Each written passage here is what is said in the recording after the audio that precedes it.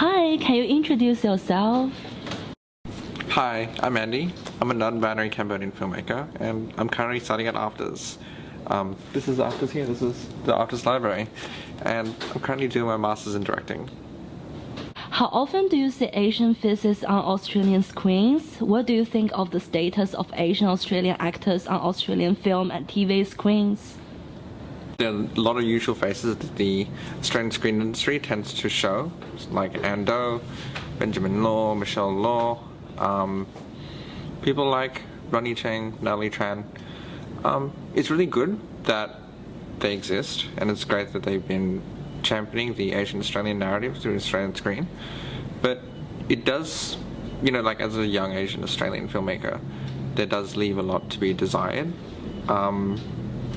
It feels like in the industry it's very much like, even if there is a bit more diversity, it's always a bit token. For example, if a network were to announce a network slate for television, it's always like there is the one Asian TV show, or there's like, in a festival, maybe they'll outline that there'll be like one or two Asian shorts and that's it. Don't think it quite reflects the overall outlook of Australia and the diversity and the Australian demographic. I think that a lot of the media tends away from young Asian Australians and is often targeted towards white audiences. And I think there's a lack of interest for a lot of young Asian Australians in the Australian media because they look to other countries like America, or they look to TikTok or Instagram for their representation. They don't necessarily look to Australian media for it. And I just think it's because Australian media reflects a different image from what Asian Australians see in real life. And so the answer is yes and no. I see Asian faces more often, not enough definitely. And also the way that we're shown is a bit tokenistic, and it's always like very specifically Asian story, mandated by mandated by the network as part of their diversity outlines, as opposed to true, genuine, well thought out diverse stories. Sometimes I feel that the Australian film and TV industry is following the footsteps of the Hollywood and American screen industry. What do you think the Australian film and television industry can learn about diversity from Hollywood? So the Australian film industry definitely follows in the footsteps of Hollywood in regards to Asian representation. In so much that Hollywood also has a very specific type of Asian representation. So despite the fact that there has been, pockets of Asian American media in the past, Hollywood's still only starting to figure out what narratives that Asian Americans want to see, and also the narratives that also work, that are financially successful. I very much see it in its early stages. Shang-Chi was a great thing. I worked on that film. I was, very happy to see that representation on screen. Everything Everywhere, fantastic. I'm glad that happened. But I still think that these are all very early stages. We've yet to see the breakthrough of what I would call... We've yet to see what Asian American cinema is truly capable of. And I think Australia is definitely maybe 2 to 3 steps behind on that. I think we're only starting to figure out what Asian narratives that young Asians want to see on the screen. And so, while we do follow in the footsteps of Hollywood, I think there's an opportunity to get out there more challenging, more unique stories about the Asian Australian experience. And I think to encourage that, I think there should be more support for young Asian Australian filmmakers, and not just following in the footsteps of a very old and hard to change system, and kind of making our own way. And I think there's a real opportunity there for, the funding bodies and the networks to push out stories about second-generation immigrants, third-generation immigrants that are powerful, that are unique, and that are unlike anything that you've seen in the mainstream. As an Asian Australian filmmaker, do you think the screen industry in Australia is friendly to Asian cast and crew? So when Shang-Chi came to town to shoot in Sydney, I was lucky enough to be one of the few Asian people on set.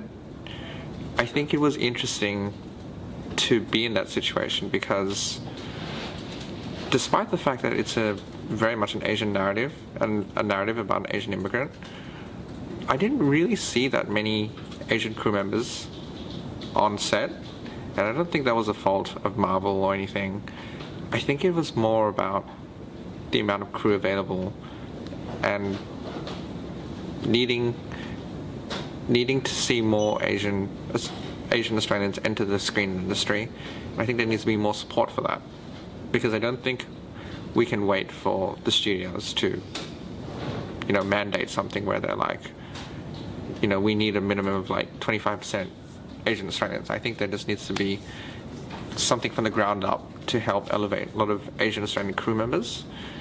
Because, while it was great to see Shang-Chi, I was pretty much, I think, one of the only two, well, if not the only Asian person in camera department, and I only got into that film through chance. I wasn't the first choice. The first choice was very much a Caucasian camera assistant, and if it wasn't for me, I think the entire camera department would have been white. And the same goes with the grips. There was one Japanese guy in the grips. There was a few Asian PAs, and honestly, it was interesting to see a film that was so centered around an Asian American narrative that there were like 5 Asian crew members on set. And again, it wasn't the fault of Marvel or the producer or anything. It's just difficult to find a high-level Asian Australian talent that are ready to go, that know how to AD or know how to camera assist. And again, we just need to be more supportive of Asian crew, give them more opportunities, and also elevate those voices and give them more opportunities, not just on the Asian sets, because it's all fine and good that you do an Asian film and then you mandate that, we're going to go for an full Asian crew. I think it's also the responsibility of other producers to, potentially look past cultural differences that they might have with crew members. Instead of just hiring the same friends or same group of people that you're used to, maybe take a risk on that Asian camera assistant. Maybe that Asian AD, despite the fact that you don't know much about it, maybe it's good to take that risk and to meet new people. Start conversations and go to more networking events. Not just Asian people going to Asian film networking events, but potentially others from other cultures as well. And I think if we foster that kind of connection between both Asian creatives and Asian crew members, and other crew members from other backgrounds, I think that will help a lot with seeing more Asian faces on sets, and then avoid another situation where you would walk onto something like Shang-Chi and only see 5 Asian crew members. How do you think working with Asian cast and crew members is markedly different from working with people of other race? And I know your new film, Happy New Year, Miss Luna, won the award at the Mardi Gras Film Festival this year. Can you talk a little bit about what the film is about and what does this film mean to Asian queer people? Being in the industry in a very interesting transitionary time where there's a lot of Asian filmmakers up and coming and rising through the ranks in camera departments and AD departments. It's really interesting to see another Asian face on set. And, on the outside, there should be no noticeable difference between working with Caucasian AD and Asian one, but it definitely is quite satisfying to see that. And there's a number of reasons for that. I think going onto sets where there's only, for example, Caucasian crew members from a specific demographic, it kind of fosters a certain culture on set, a culture that is a bit monotone in a way, in the way that they operate. I think there's a lack of perspective on the stories that they're making, and seeing more Asian crew members on set is, first of all, there's a bit more authenticity in the stories that are told when you see that, because they have a perspective that other crew members won't have, whether that be the authenticity of the time and place, because Australia being a very multicultural place means that it doesn't make sense that if you're telling a story set in the CBD, for example, where there's a variety of faces, that you have an entirely white crew, because they see that world in a certain way. And working with Asian crew members, there's definitely this feeling of, when you see them, it's almost this feeling of family, and this feeling that there's someone there that gets you. And you should feel that way on a set without Asians as well. But it's just a case that there's so few of us that we kind of value every time when we see another one of us. And it's kind of hard to describe. A lot of the sets that I'm on, where it's 10 Caucasian crew members and then myself, I definitely get this feeling that it's very business-like, that you go there, you get the job done, and you leave. And I don't know if that's because I'm different or because they view me as different, but I feel like it wouldn't be like that if they knew more Asian people and there was like a better split. It'd feel like there'd be more of a sense of camaraderie, or a sense that you're coming to set with people who you want to work with. And the example that I use is on my own film. So on Happy New Year, Miss Luna, we, not by any specific mandating, but by basically who was interested in working in the film, all of the head of departments were Asian. A majority of the crew members were Asian. And I think there was just this feeling of familiarity, of family, and just this feeling that there were so many Asian voices and eyeballs on set to look at the set and to contribute to it, that it wasn't just me alone trying to tell the story, it was multiple people. And I think that's a really beautiful thing. And I think that's something that, sure, I could be an autorial voice and then have a group of mixed background of mostly white crew members, and then me telling Happy New Year, Miss Luna. But I'd feel quite isolated.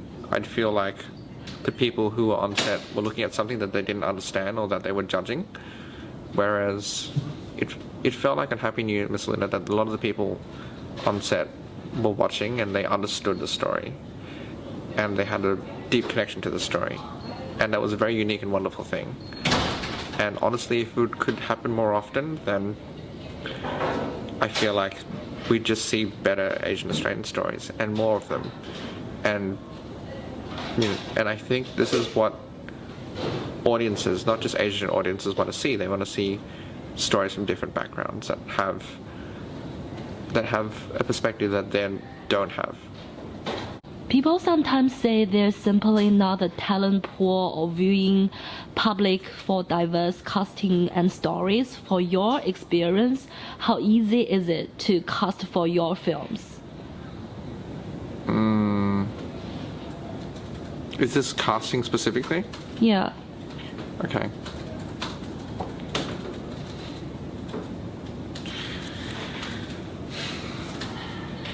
So, in Australia, it is true that the casting pool for Asian actors is quite small, and the issue stems not from a place of, the issue stems from a number. So the casting pool in Australia is okay. So the casting pool for Asian actors in Australia is quite small, and there's a number of reasons for it. I think that the first reason is the representation aspect of it. So often when you're in an Asian family, it's difficult to convince your families to be like, I'm going to take a career in acting.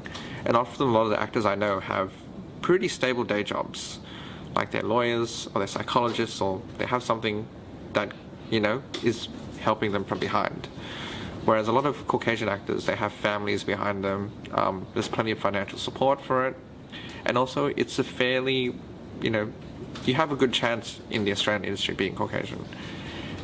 Being Asian, there's not as many roles, unless they're kind of given to you. It's this idea of like, producers will cast the best person for the role, but then the roles are usually written with a white person in mind, so colorblind casting doesn't really come into play there. And, if you have that situation, then you're only going for jobs that are token Asian roles, and they're either not that good, or, they're in smaller independent productions, which is all fine and good, but the big television roles are a bit, they're not that frequent.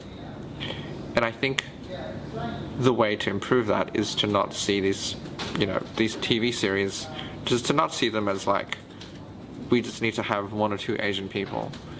What is the problem with having your police procedural have 50% Asian Australians, or like less or more, or 25% even? That would go a long way in giving a lot of Asian creatives work to do. The second issue has to do with education. I think institutes like NIDA are definitely taking steps to educate more Asian actors, but I think a lot of Asian creatives don't see that as an option because they don't know that that's a pathway, and there's not enough financial support for it. I think initiatives to help more Asian cast members to step on board and give acting a try, even just to take the first step, would go a long way in increasing the talent pool. Because there's a lot of small independent productions that can work as training grounds for Asian cast members. And as long as they can get from the independent productions to make their show reel, to go on to do things like film school at NIDA, or to do the more independent and bigger shows. The more opportunities there are from an Asian actor to go from doing the smaller independent productions to a bigger production. No, let me repeat that.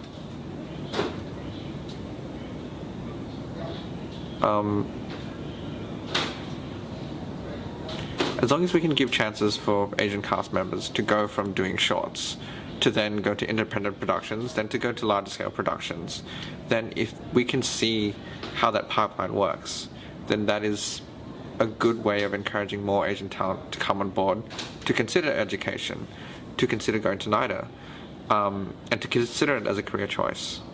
So I think that to summarize, that's 2 things that we need to do. First of all, there's 2 things that we need to do. First of all, remove the stigma that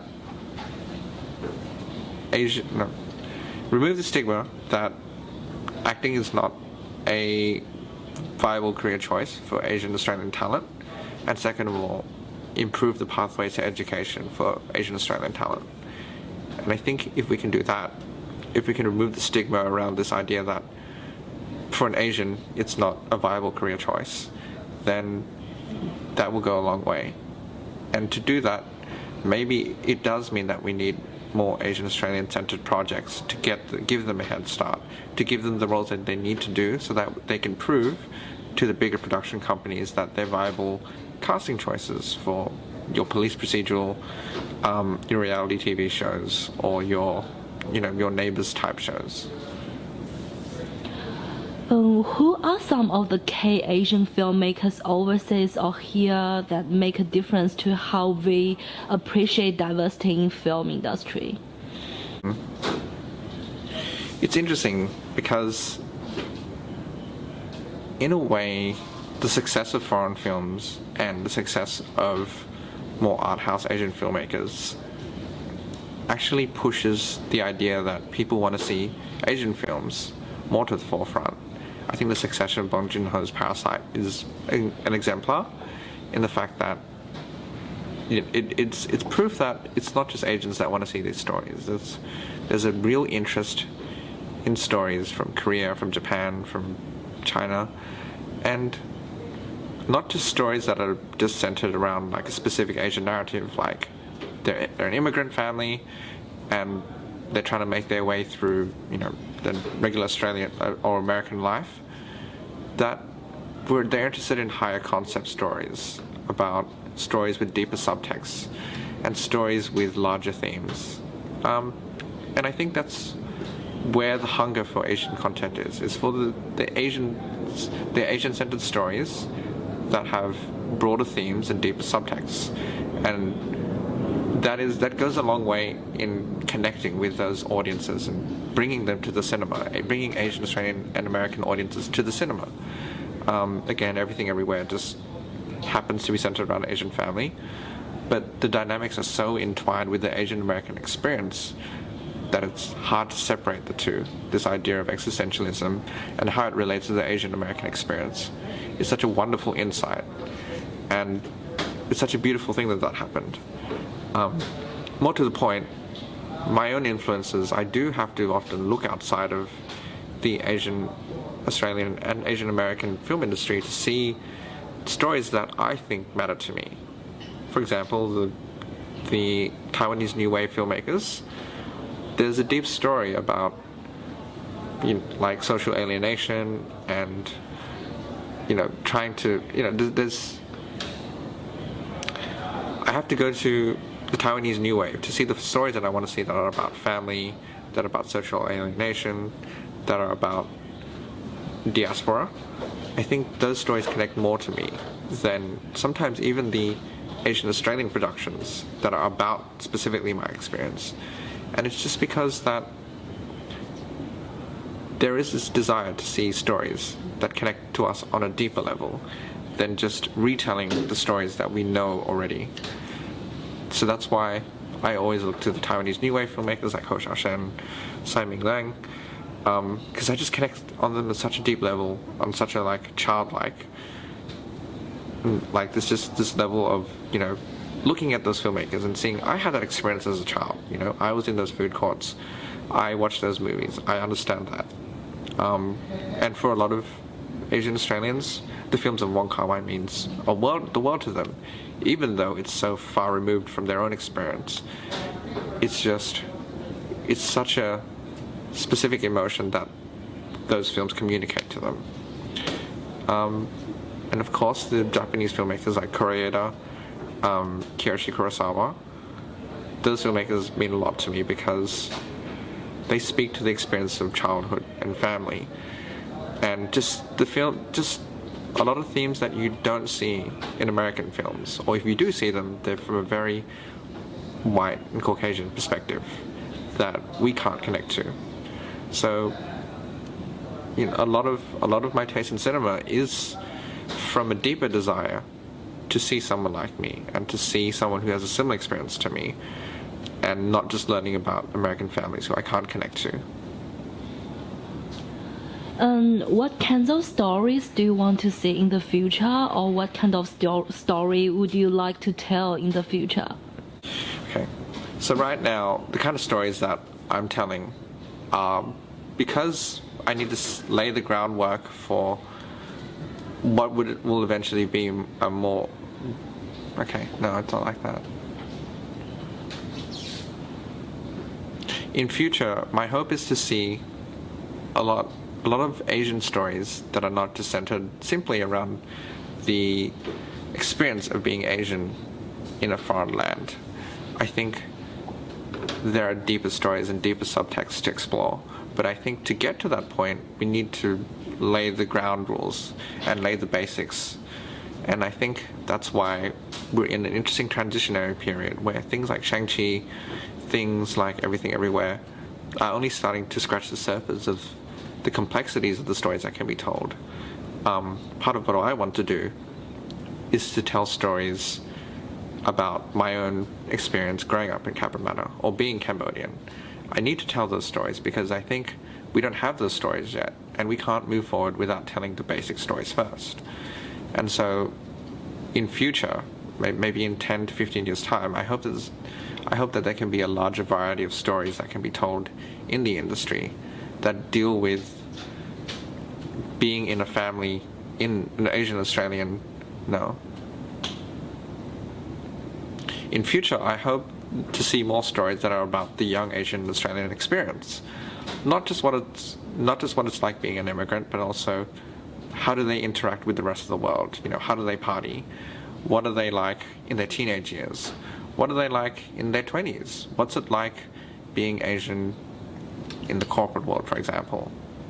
There's no stories that relate specifically to the regular Asian Australian experiences. It's all focused on trauma, it's all focused on the immigrant experience, and it's not focused on the daily lives of young Asian Australians. But of course, to get to that point, we need to do the basics first. And I think it's taken such a long time to get to the basics because it's so hard for us to get into the industry that we're only now starting to get the opportunity to tell the basic stories.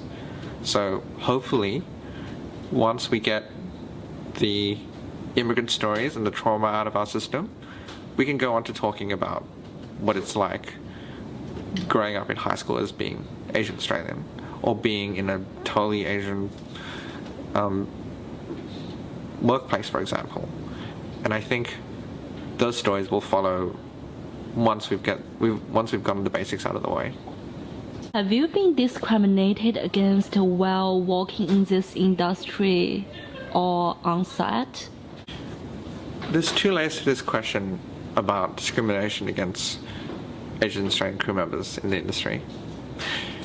I think on the first level, the level that I connect most deeply with, is the level that Asian Australian crew members are competing for the same roles, which is that one role that people set aside for the Asian crew members.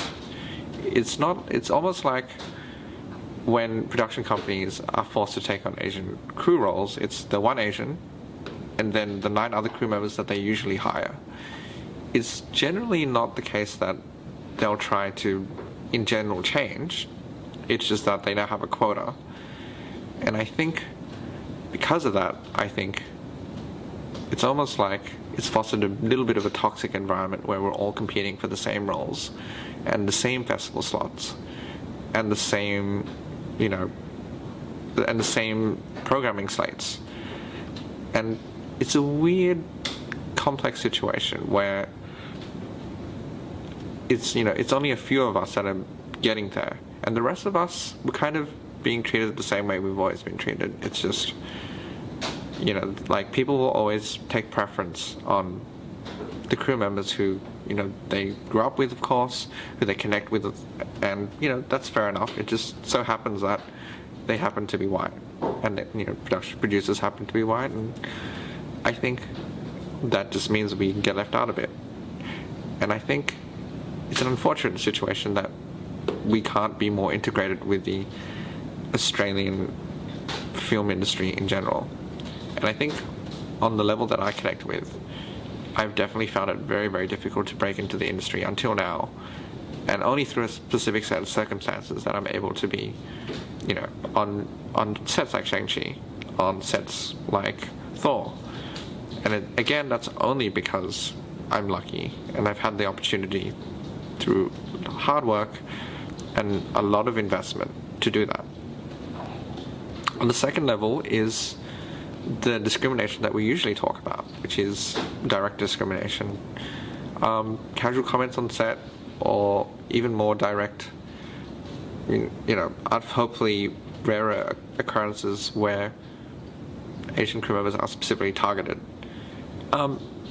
Most of what I've heard of from my friends are usually that they're in a mostly white male environment and they'll enter onto set and then they'll make comments over the radio like referring to them as rather disgusting names and disgusting kind of, what's the word? Not metaphors. I'll just restart the answer. The second kind of discrimination is the one that you usually think about, which is the more direct comments towards Asian crew members. And it can happen over the radio, like, you know, when the mostly white male crews, they'll make some rather mean comments about Asian crew members or sexually objectifying comments that refer to, you know, the color of their skin and their gender. And it still happens to this day. I still hear stories about it. There's still a lot of Asian crew members who are standing there on set and they'll get talked down to because they're seen as less experienced or seen as, you know, a bit more othered. And it still happens to this day. It's definitely improving, but I definitely think that the first type of discrimination is much more prevalent